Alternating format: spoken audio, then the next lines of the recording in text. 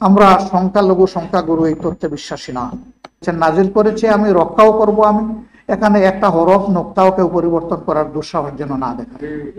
এর সম্পূর্ণ বিপক্ষে তারা কিছু সুপারিশমালা এনেছেন। আমরা ওই রিপোর্ট প্রত্যাখ্যান করিনি, আমরা ওই কমিটিকে প্রত্যাখ্যান করেছি।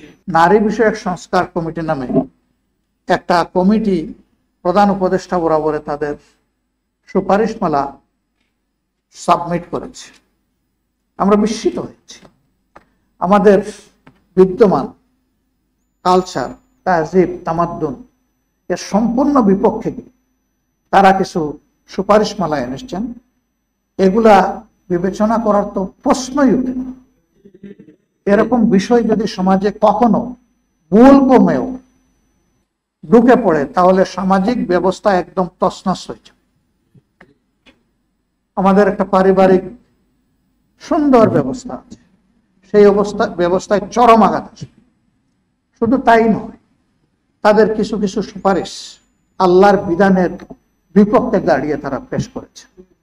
তাদের এই সুপারিশ গ্রহণ করলে কোরআন পরিবর্তন হয়ে যাবে, অথচ আল্লাহ তাআলা কোরআন নাজিল করে বলেছেন নাজিল করেছে আমি রক্ষাও করব, আমি এখানে একটা হরফ নোক্তাও কেউ পরিবর্তন করার দুঃসাহস যেন না দেখা।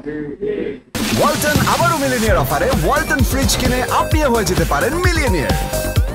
মিলিনিয়ার ছড়াছড়ি দেশ জুড়ে, এটা শুধু ওয়ালটনই পারে। আমরা সংখ্যালঘু সংখ্যাগুরু এই তথ্যে বিশ্বাসী না। তারপরে এটি বাস্তবতা, বাংলাদেশের 90% ঊর্ধ্বে মানুষ হচ্ছে মুসলমান। এ মুসলমানের দেশে কিভাবে এই ধরনের একটা কমিশন কাণ্ডজ্ঞানহীন এই সমস্ত প্রস্তাবনা নিয়ে আসতে পারে, আমরা বিস্মিত।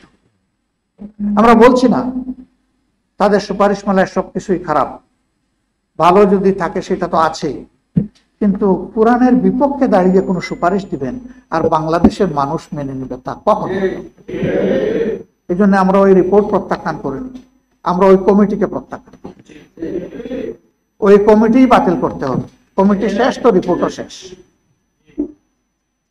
যদি এই সংক্রান্ত কোনো সংস্কার কমিটি গঠন করতে হয় তাহলে রিয়েলি যারা নারী সমাজের প্রতিনিধিত্ব বাংলাদেশে করেন তাদেরকে সম্পৃক্ত করে অগ্রাধিকার দিয়েই কমিটি গঠন করতে হবে। এর বাইরে কোনো কমিটি গঠন করলে এটা কোনো কাজের কাজ হবে না এবং এটা ফাংশন করবে না। সরকারকে এই মেসেজ ইতিমধ্যেই দেওয়া হয়েছে, আশা করি তারা বুঝতে পেরেছেন এবং তারা সেই ব্যাপারে পদক্ষেপ নেবেন, এটা আমরা আশা করতে চাই।